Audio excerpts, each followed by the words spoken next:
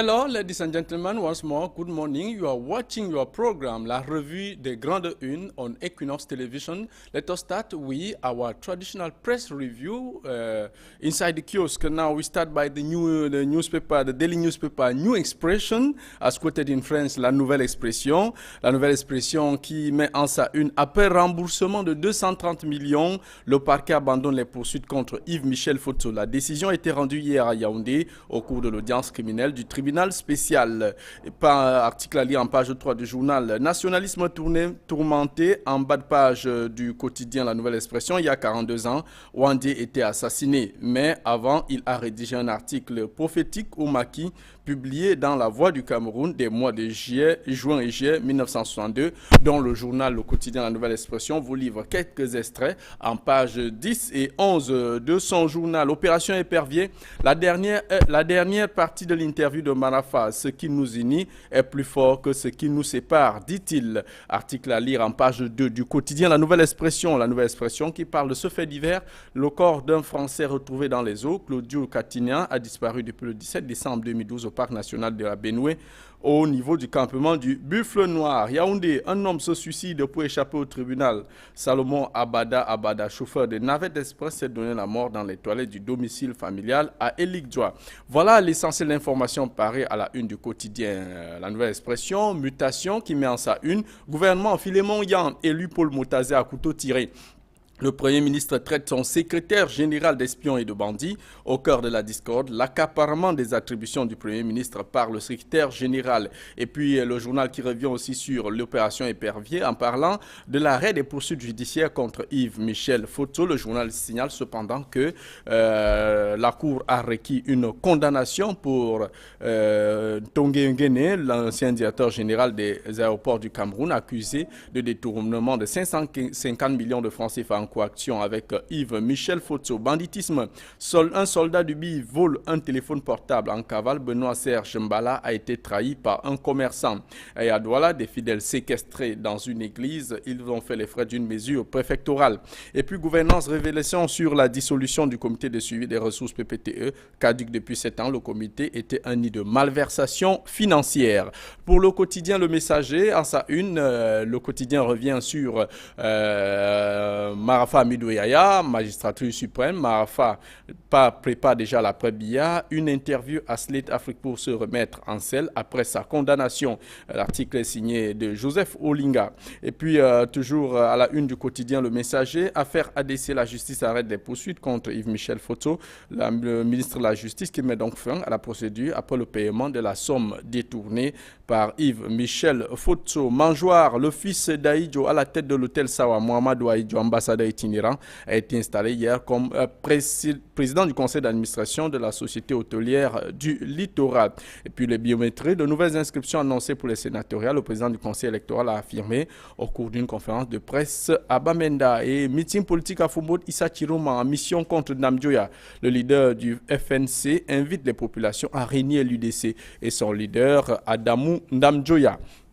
Le quotidien d'expression anglaise The Post qui met en sa une Marafa speaks again from jails, faisant allusion à cette interview qu'a accordé donc l'ancien secrétaire général de la présidence de la République à Slate Africa. Et puis c'est pratiquement la principale information à la une du quotidien du journal The Post. Le Septentrion qui met à sa une qui parle aussi de l'affaire Marafa, qui parle depuis sa première fois qu'il parle depuis sa condamnation. Le journal met une enquête en titre, en première une, la mafia au cœur du port fluvial de Garoua. Officiellement fermé, le port fluvial de Garoua, qui autrefois faisait la fierté du Nord Cameroun, est devenu la chasse gardée de quelques individus qui ont formé un lobby pour sa gestion et gagnent des centaines de millions de francs CFA au détriment de l'État. Voilà l'essentiel à la une du quotidien du journal Le Septentrion. Et puis Aurore Plus, le journal de Michel Michaud-Moussala, qui consacre sa une en mettant homme du renouveau. Ils répondent également des 30 ans de pouvoir de Paul Biya. On peut voir entre autres Marafa Amidou Yaya, Edgar Lamé-Bengo, Grégoire Ouna, Jacques Famdongo, Laurent Esso et René Emmanuel Sadi. Et puis affaire C'est d'ailleurs la principale information à la une de Aurore Plus, même si le journal s'attarde sur la célébration. Pourquoi le cinquantenaire de la réunification n'aura pas lieu en 2013? Article à lire, allez découvrir toutes les raisons dans le journal Aurore Plus. Le quotidien satirique Popol malmené à Genève, les manifestations du Code envahissent son hôtel. On peut voir en petite caricature « Calmez-vous les amis, je repars bientôt », dit le chef de l'État, pendant que dehors, les banderoles, des individus dressent des banderoles « Go home, go home, je suis juste là pour un bronzage hivernal », dit le chef de l'État. Et puis, voilà donc l'essentiel de l'information dans nos kiosques ce matin, même si le quotidien L'économie nous amène à Douala Stock Exchange, en indiquant que 10 ans après sa création, la bourse de Douala n'enregistre que la cotation de 3 entreprises. Madame, monsieur, voilà l'essentiel de l'information parue en kiosque ce matin. Solomon Amabo, you are our permanent guest on the program. Good morning and welcome to the program. Thank you once again. It's always a pleasure being here to make a critical view of what the papers say on a daily basis. Sure. Camille, bonjour, bienvenue à la revue Les Grandes Unes. Bonjour Jean-Paul, bonjour. Une fois de plus, merci pour ton invitation.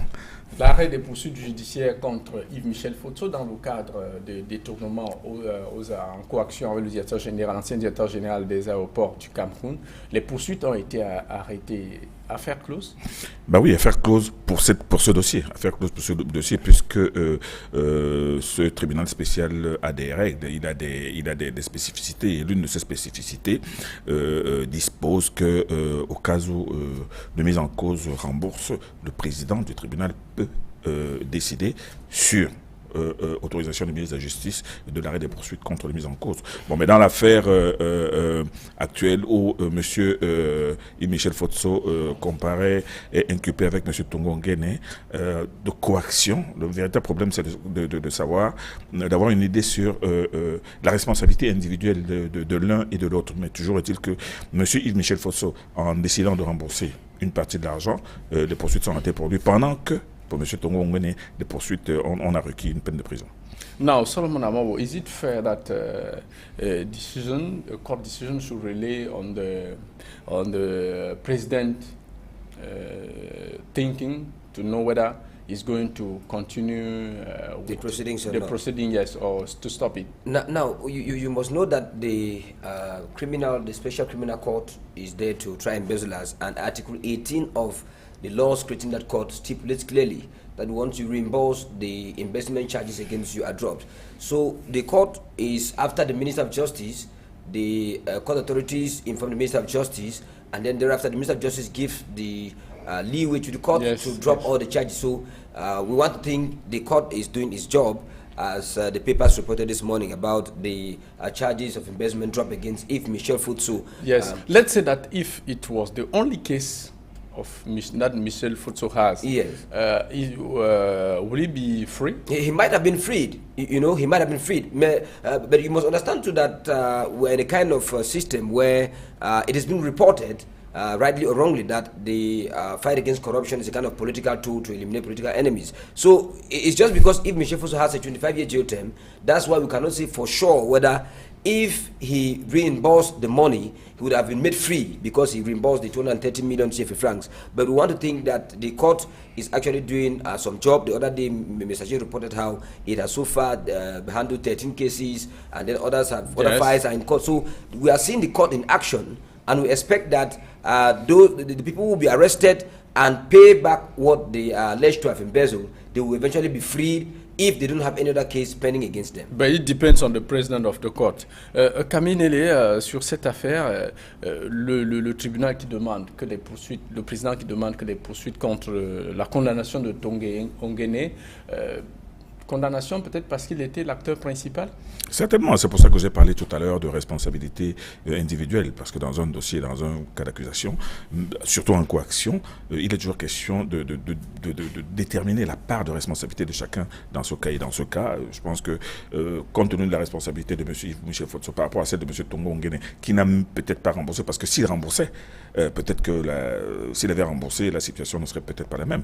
Donc, je dis, dans le cas d'espèce, M. Fotso a démontré sa bonne foi, il a remboursé, du moins sa disposition a remboursé. M. Tongo Nguyen, on a demandé une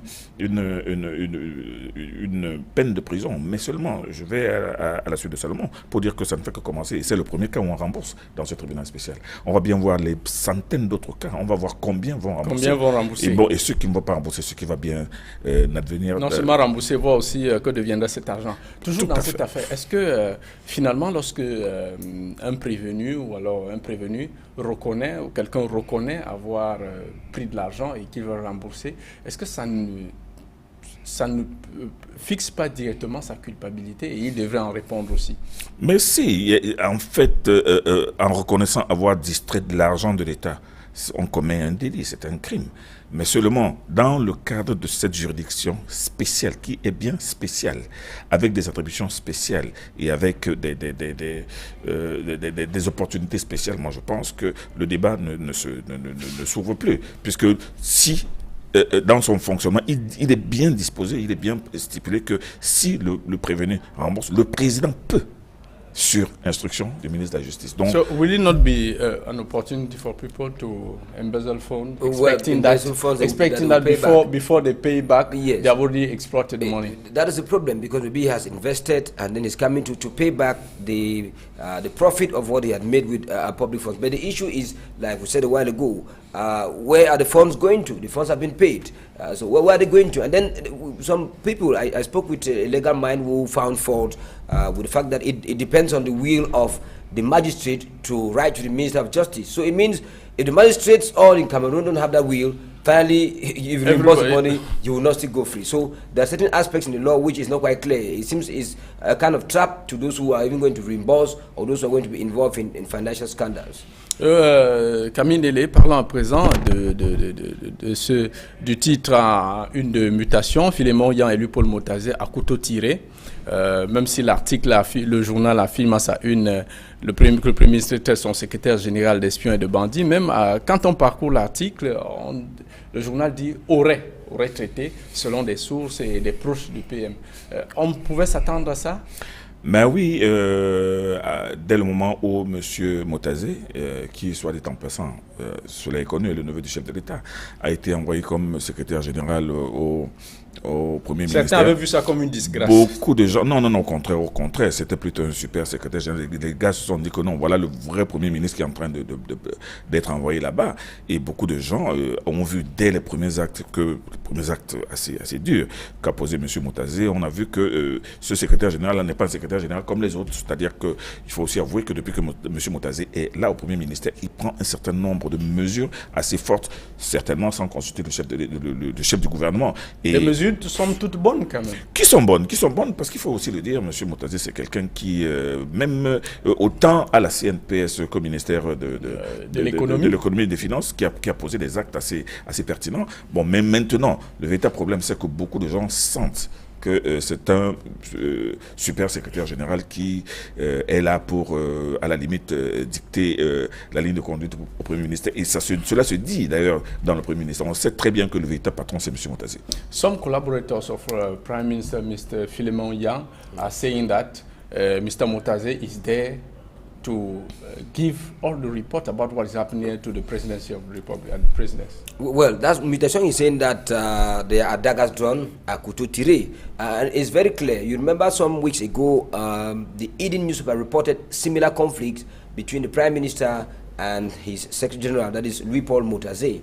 And the paper is reporting this morning, Mutation, that Louis-Paul Motazé gives is accountable or speaks directly to the president. So, and that he was sent there to look at what Yang is actually doing, like some kind of spy, not against Yang, but to ensure, because you know President Biya has his confidence men, and I want to believe Louis-Paul Motazé is one of them. He has proven his word while he was a Director General of the Social Insurance Fund, and while he was equally Minister of Economy, Planning and Regional Development. Yes. And so it's but obvious that this kind of conflict is brought to the fore by the press. But if you look at, like you said a while ago, the article is on front page is saying Bandi in quote, yes, and then escrow in quote. So it's not quite clear what they actually mean. And then in the article, it is not in the affirmative. And Like some on the front collaborators of Philemon Yawu are saying that the man is very, very embarrassed by such behavior of his Secretary General. He should not be embarrassed because, we're in a kind of system where, the political system where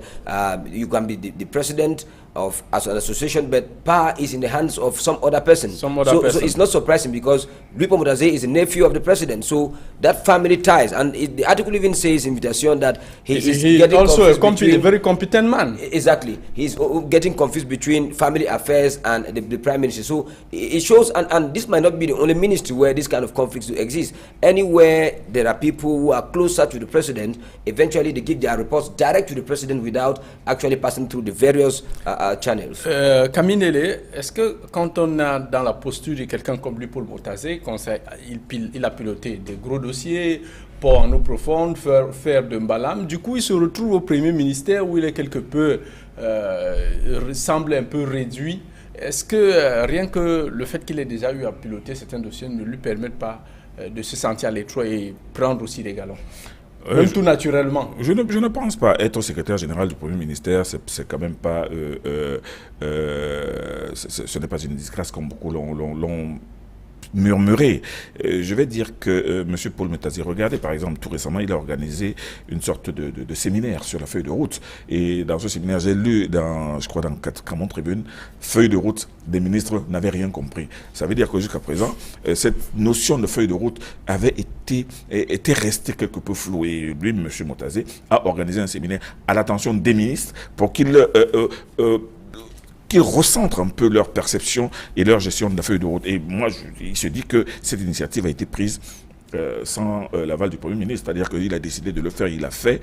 Et ce qui agace le Premier ministre. Apparemment, cela aura agacé. Mais l'action elle-même, elle était bonne. Elle était bonne. Et je dis parce qu'on a toujours parlé de feuille de route, mais cette feuille de route, on n'a jamais su, certains ministres n'ont même jamais su en quoi cela consistait. Absolument. On parle à présent de l'affaire Marafa Hamidou Yahya, le quotidien Le Messager, qui titre que cette interview de Marafa Hamidou Yahya est une façon de se remettre en selle pour l'année 2013. Vous la considérez ainsi? Non, moi je pense que après la condamnation de M. Marafa, c'est la première fois qu'il parle. Et pendant toute l'année dernière, il a suffisamment parlé. Et quand on ne peut pas avoir été aussi haut dans la gestion de ce pays et s'être retrouvé en prison et ne pas parler, il est le seul. M. Marafa est un prisonnier particulier et il a parlé de manière particulière parce que de tous les hauts commis d'État qui sont en prison, c'est le seul qui a eu le courage de parler et qui a dit qui continue de parler, qui promet même encore de parler. Alors donc moi je dis que ça ne devrait pas être surprenant. Il s'est dit tout simplement que bon, on m'a condamné, je reste tranquille. Bon, mais maintenant il a décidé de parler, d'actionner de nouveau sa langue et sa plume. Mais moi il fallait s'y attendre. 5 journaux ont parlé de ça hier. C'était quand même une affaire très importante. Absolument, mais les 5 journaux, c'est de grands, tous les quotidiens, les plus grands quotidiens. Le Messager, Le Jour, la Nouvelle Expression. Ça veut dire que c'est l'information, c'était l'information. Et d'ailleurs, je profite même de l'occasion pour dire qu'hier, je suivais la revue des Grandes Unes quand j'ai vu un jeune confrère qui en est à sa première édition, qui a estimé que cette information, il appelait ça quoi? Un chiffon?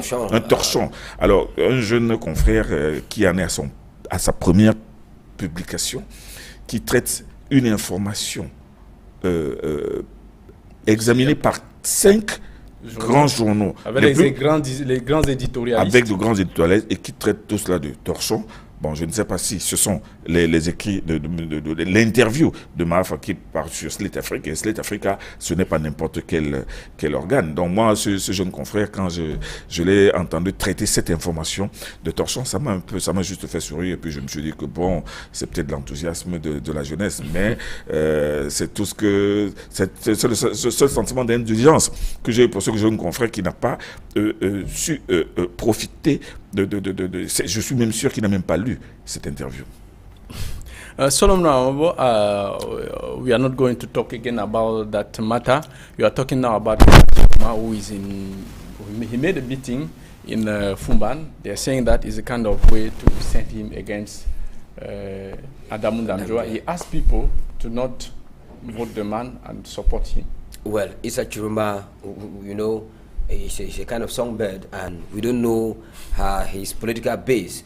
Issa Chiroma, how many militants in his party. Well, without that, but Issa Chiroma is going to Fumban within a particular context. There have been violent confrontations there between the Sultan and militants of Damunda Mjoya's party. So if he's going there, it is obvious that he's going there not only to maybe canvass for support, but equally to maybe take sides to support one of the warring factions. And so that should not be taken kindly, because if you look at the street tension in Fumban at the time we're talking, and so Issa Chiroma's going to maybe Fumban, for me, we're in the week of election, so he has a right as minister, first of all, and with all the means at his disposal to move to Fumban, but he should not go there to maybe foment trouble or incite the people to maybe start causing more trouble again.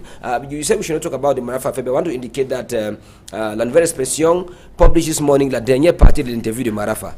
And then interestingly, the paper is saying ce qui nous unit est plus fort que ce qui nous sépare.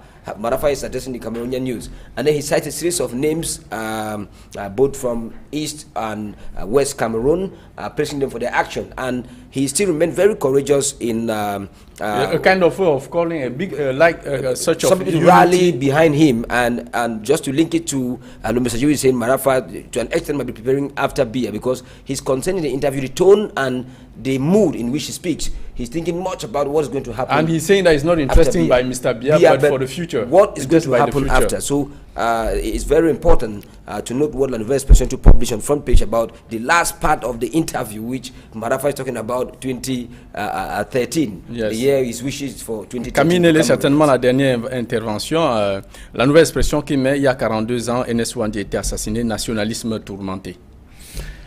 Moi, justement, c'est le mot, c'est le terme assassiné. Et on se rappelle qu'il avait été condamné par non seulement cela. Moi, je dis que c'est la terminologie, c'est le verbe utilisé par les hommes politiques. Assassiné.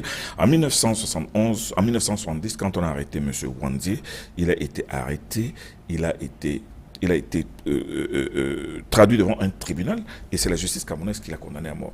Beaucoup de ceux qui sont vivants encore se souviennent très bien. D'ailleurs, les interrogatoires de M. Wandi et de M. Ndogmo ont été diffusés par la radio en direct. Mais seulement, moi, je dis que les gens qui utilisent ce genre de verbe pour